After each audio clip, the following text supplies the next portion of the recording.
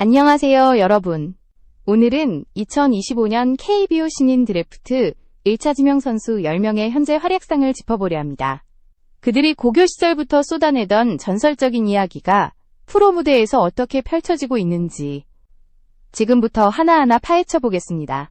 2025년 신인 드래프트는 역대급이라는 평가와 함께 시작되었습니다.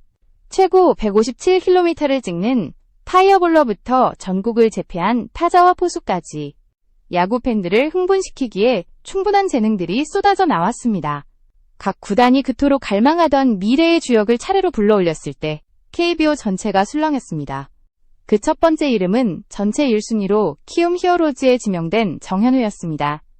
덕수고 에이스로 고교 무대를 평정하며 동원상과 퓨처스 스타 대상을 싹쓸이한 그는 이미 대한민국 최고의 아마 투수라는 타이틀을 달고 있었습니다. 데뷔 전부터 122구를 던지며 고졸 루키로는 12번째 선발승을 기록한 순간 팬들은 새로운 좌완 에이스의 탄생을 실감했습니다. 시즌 초반 2승 2패 평균 자책점 2.67이라는 수치만 보더라도 그의 잠재력이 얼마나 대단한지 알 수 있었습니다. 하지만 어깨 통증으로 2달간 이탈했고 돌아온 후에는 구속 저하와 함께 큰 슬럼프를 겪으며 7월 한 달 동안 평균 자책점이 9.78까지 치솟았습니다. 그럼에도 불구하고 LG전에서 6이닝 2실점 퀄리티 스타트를 기록하며 다시 가능성을 증명했습니다. 위기관리 능력이 돋보였고 팬들은 내년에는 완성형 좌완 선발로 거듭날 수 있을지 기대를 걸고 있습니다. 다음으로 전체 2순위 한화 이글스의 정우주입니다. 전주고 출신 우한 파이어볼러로 계약금 5억 원을 받고 입단한 그는 시즌 초반부터 시속 150km 직구로 불펜의 핵심 전력으로 자리 잡았습니다. 특히 8월 11경기에서 10.2이닝 무실점을 기록하고 9개의 직구로 세 타자를 연속 삼진으로 잡아내며 메이저리그 스카우트들의 관심까지 끌었습니다. 단순한 잠재력이 아니라 이미 즉시 전력감으로 자리매김한 정우주는 한화의 차세대 파워피처라는 평가를 받고 있습니다. 올해 그의 성적은 44경기에서 2승 무패, 평균 자책점 3.16. 수치가 말해주듯 그는 확실히 팀 불펜의 미래를 책임질 자원으로 성장 중입니다. 여러분, 여기서 잠깐 제 영상을 시청해주셔서 진심으로 감사드립니다. 구독과 좋아요, 그리고 알림 설정까지 꼭 부탁드립니다. 여러분의 관심과 응원이 제게 더 큰 힘이 됩니다. 이제 전체 3순위로 삼성 라이온즈가 선택한 배찬승을 이야기해보겠습니다. 대구구 출신 좌완 파이어볼러로 데뷔 첫 경기에서 KBO 간판 타자를 삼진으로 돌려세우며 홀드를 기록. 그 순간부터 팬들의 눈도장을 확실히 받았습니다. 올 시즌 한 번도 말소되지 않고 꾸준히 1군에 남아있었던 유일한 신인이라는 사실만으로도 그의 가치를 증명합니다. 올스타전 베스트 12에 이름을 올렸고 후반기에는 최고 158km 강속구를 뿌리며 구속이 오히려 더 오르는 역주행 성장을 보여줬습니다. 멘탈과 체력, 구속까지 고루 갖춘 그는 삼성의 초특급 루키로 자리 잡으며 저한 괴물이라는 별칭을 얻게 되었습니다. 그리고 롯데 자이언츠가 전체 4순위로 지명한 김태현, 광주 제1고 출신 좌완으로 아마 시절 높은 회전수의 포심 패스트볼로 주목을 받았습니다. 프로 입단 후 데뷔전에서 2이닝 동안 삼진 2개를 잡으며 가능성을 드러냈고 퓨처스리그에서 선발로 꾸준히 이닝을 소화하며 점차 안정세를 찾고 있습니다. 아직 완성형 투수라 하기는 어렵지만 롯데는 그를 길게 보고 키우는 차세대 선발 카드로 확실히 점찍고 있습니다. 미래를 위한 준비 과정이 있는 선수라 할 수 있죠. 마지막으로 오늘의 첫 부분을 마무리하기 전에 전체 5순위로 기아 타이거즈가 선택한 김태형을 짚어봅니다. 덕수고 시절 정현우와 함께 원투펀치로 불리던 그는 아마 최고의 투수 콤비 중 한 명이었습니다.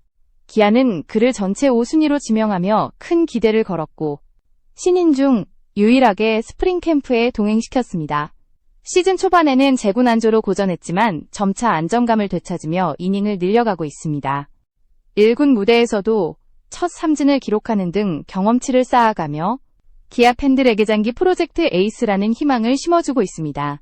이처럼 2025년 신인 드래프트 상위 5명의 활약만 보더라도 한국 프로야구의 미래가 얼마나 치열하고 흥미로운 경쟁 속에 흘러가고 있는지 알 수 있습니다. 두산 베어스의 전체 6순위 지명 선수 박준순으로 넘어가 보겠습니다. 덕수고 출신 내야수 박준수는 드래프트 당시부터 큰 화제를 불러 모았습니다. 2006년생으로 아직 10대에 불과했지만 그는 이미 고교 시절부터 차세대 타격 재능이라는 평가를 받았습니다. 프로 무대에 입성한 첫 해, 그는 기대를 뛰어넘는 활약을 보여주었습니다. 시즌 타율 3할을 기록하며 김태균, 이정우에 이어 고졸 루키로서는 단 3번째로 3할 타율을 남긴 선수로 이름을 올렸습니다. 이 기록은 단순한 수치 이상의 의미를 가집니다. 두산 내야진의 상징과도 같았던 김재호의 등번호 52번을 이어받은 것도 팬들에게 깊은 인상을 남겼습니다. 단순히 등번호를 물려받은 것이 아니라 두산 내야의 미래를 짊어질 새로운 기둥으로 인정받은 것이죠. 연패 탈출을 이끌어낸 결승 홈런, 경기의 흐름을 바꾼 한 방은 모두 그의 가치를 입증하는 순간이었습니다.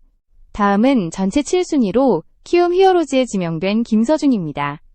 충운고 출신으로 고교 시절 전국구 에이스라 불리며 청소년 대표팀에도 이름을 올린 선수였습니다. 하지만 프로 무대는 냉정했습니다. 최고 150km의 직구와 슬라이더, 커브를 갖춘 그는 잠재력은 충분했지만 제구 불안이라는 과제가 발목을 잡았습니다. 데뷔전에서 1.2이닝 동안 실점하며 뼈아픈 경험을 했고 이후 2군에서도 평균 자책점이 8점대를 오르내리며 기대에 미치지 못했습니다. 그러나 키움이 그를 선택한 배경에는 분명 이유가 있었습니다. 김희집 트레이드를 통해 얻은 지명권으로 정현우와 함께 김서준까지 잡은 만큼 구단은 장기 프로젝트로 그를 육성하려는 계획을 세웠습니다. 아직은 갈 길이 멀지만 그의 잠재력을 믿는 팬과 구단의 시선은 여전히 따뜻합니다. 전체 8순위로 SSG 랜더스가 선택한 이유에는 포수라는 포지션 특성상 출전 기회가 제한적이었습니다. 강릉구 출신의 그는 이미 아마 시절부터 차세대 최고 포수라는 평가를 받았고 SSG는 그의 공수 능력을 높이 평가했습니다. 프로 1군에서는 2차례 타석에 들어섰을 뿐이지만 2군에서 보여준 성적은 눈부셨습니다. 타율 3할 3푼 3리, OPS 1.067, 그리고 출루율은 무려 4할 9푼을 기록했습니다. 단순히 수비만 되는 포수가 아니라 공격에서도 존재감을 발휘할 수 있는 자원임을 입증한 것입니다. 9월 확장 엔트리에서 가장 먼저 1군에 콜업된 것은 결코 우연이 아닙니다. 차세대 강민호라는 별칭을 얻으며 SSG 안방의 미래를 책임질 자원으로 주목받고 있습니다. 이어서 KT 위즈의 전체 9순위 지명선수 김동현을 살펴봅시다. 서울고 출신의 그는 김영호와 함께 원투펀치로 불리던 강속구 투수였습니다. 193cm 장신에서 뿜어져 나오는 149km 직구와 예리한 포크볼은 이미 고교 무대에서 위력을 발휘했습니다. 그러나 프로 무대에서의 출발은 조금 늦었습니다. 10명의 1라운드 지명자 중 가장 늦게 1군에 콜업되었지만 데뷔전에서 1이닝 무실점 투구를 선보이며 강한 인상을 남겼습니다. 이강철 감독 역시 그를 두고 내년에는 본격적으로 활용 가능하다라며 찬사를 아끼지 않았습니다. 아직은 짧은 기록뿐이지만 KT가 선발과 불펜을 모두 소화할 수 있는 다재다능한 자원으로 성장시키려는 의지가 뚜렷합니다. 마지막으로 전체 10순위 LG 트윈스의 김영욱입니다. 서울고 출신으로 드래프트 당시부터 팬들의 이목을 집중시켰던 강속구 파이어볼러. 시즌이 시작되자 그는 그 기대를 완전히 충족시켰습니다. 올스타전에서 시속 157km 직구를 기록하며 KBO 전체 구속 1위급에 올랐고 후반기에는 고속 슬라이더까지 장착해 LG 불펜의 필승조 한 자리를 꿰찼습니다. 염경엽 감독은 언젠가는 LG의 마무리가 될 선수라며 그에게 확실한 신뢰를 보냈습니다. 올 시즌 54경기에서 2승 2패 1세 2부 평균 자책점 1.99라는 수치는 그가 단순한 신인을 넘어 팀의 핵심으로 성장했음을 증명합니다. 이미 2025년 최고의 루키라는 평가가 따를 정도로 성공적인 첫 시즌을 보냈습니다. 이렇게 10명의 1차 지명 선수들이 각자의 길을 걷고 있습니다. 어떤 이는 벌써 팀의 주축으로 자리 잡았고 어떤 이는 시행착오 속에서 성장의 발판을 마련하고 있습니다. 그러나 한 가지 확실한 건 이들 모두가 앞으로 KBO의 미래를 이끌어갈 주역이라는 사실입니다. 오늘 전해드린 이야기는 단순한 기록의 나열이 아니라 한국 프로야구의 내일을 보여주는 생생한 현재입니다. 2025년 1차 지명 선수들을 하나씩 살펴본 지금 이제는 그들의 활약이 KBO 전체에 어떤 파장을 일으키고 있는지 짚어볼 차례입니다. 이번 드래프트는 단순히 신인 10명의 합류가 아니라 한국 프로야구의 미래 판도를 바꾸는 결정적 계기로 평가받고 있습니다. 먼저 투수 자원의 질적 향상을 빼놓을 수 없습니다. 157km를 던지는 파이어볼러가 2명이나 동시에 등장했고 좌완과 우완을 가리지 않고 다양한 유형의 투수들이 1차 지명에서 쏟아져 나왔습니다. 이는 그동안 속구 부족이라는 평가를 받아온 한국 야구의 고질적 약점을 보완하는 신호탄이었습니다. 정현우, 배찬승, 김영욱 같은 투수들이 구속과 구위를 앞세워 이미 1군 무대에서 경쟁력을 입증하고 있다는 사실은 팬들에게 큰 희망을 줍니다. 또한 야수 자원의 희소성 속에서 박준순과 이율해 같은 내야수와 포수의 등장은 더욱 가치가 큽니다. 특히 박준순의 3할 타율은 단순히 개인의 성과를 넘어 두산 구단의 세대 교체가 본격적으로 시작되었음을 보여줍니다. 이율해 역시 공격과 수비를 겸비한 포수로 성장 가능성을 인정받으며 SSG의 미래 안방마님으로 자리매김하고 있습니다. 포수라는 포지션 특성상 육성이 더딜 수밖에 없지만 그의 존재만으로도 SSG 팬들은 든든함을 느끼고 있습니다. 한편 성적이 아직 두드러지지 못한 선수들도 있습니다.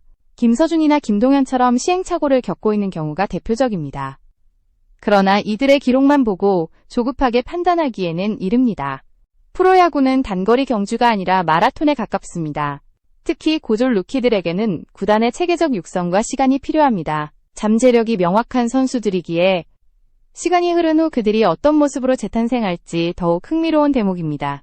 구단별 전략 차이도 눈여겨볼 만합니다. 삼성은 즉시 전력감인 배찬승을 과감히 밀어붙여 개막전부터 1군에 포함시켰고 결과적으로 한 시즌 내내 1군에서 활약한 유일한 신인을 만들어냈습니다. 반면 롯데는 김태현을 퓨처스리그에서 길게 다듬으며 장기적인 시각을 택했습니다. KT 역시 김동현을 뒤늦게 콜업했지만 이강철 감독이 장기적으로 활용 계획을 분명히 밝히며 점진적인 육성을 선택했습니다. 각 구단이 신인을 다루는 방식에서 철학의 차이가 드러나고 이는 몇 년 후 팀 전력의 큰 차이로 이어질 수 있습니다.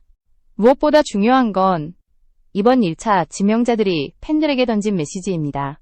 한국 야구의 미래는 여전히 밝다는 확신 말입니다. 구속 150km 이상의 파이어볼러가 흔해지고 고졸 루키가 당당히 주전으로 활약하는 모습은 한국 야구가 더 이상 국제 무대에서 뒤처지지 않음을 보여줍니다. MLB 스카우트들의 시선이 신인들에게까지 향한다는 사실은 KBO의 위상 자체가 높아지고 있다는 증거이기도 합니다. 결국 2025년 드래프트는 단순한 신인 영입이 아닌 한국 프로야구의 새로운 도약을 알리는 상징적 사건으로 기억될 것입니다. 이들이 보여주는 기록 하나하나가 단순한 숫자가 아니라 KBO의 내일을 담은 약속과도 같은 의미를 갖고 있습니다. 이제 시선을 팬들과 미디어의 반응으로 돌려보겠습니다. 2025년 1차 지명 선수들은 단순히 구단의 전력 보강을 넘어 팬들에게 새로운 희망 그 자체였습니다. 개막전부터 등장한 배찬승의 158km 강속구가 포스미트에 꽂히는 순간 삼성 팬들은 마치 새로운 시대가 열리는 듯한 환호를 보냈습니다. 하나 팬들 역시 정우주의 직구가 불펜을 지배하자 오랫동안 기다려온 차세대의 파워피처를 드디어 만났다는 기대감으로 구장을 가득 채웠습니다. 두산 팬들의 반응은 또 달랐습니다. 박준순의 타격은 단순한 루키의 성과가 아니라 김재호 이후 세대교체의 현실적 신호였습니다.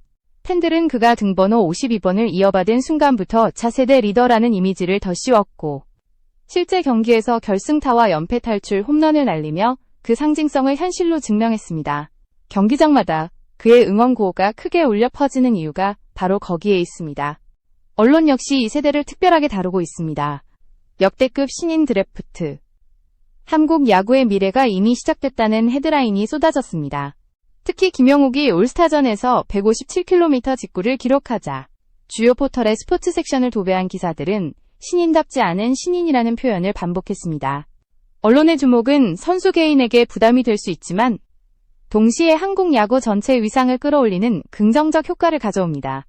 비교를 위해 이전 드래프트를 떠올려 봅시다.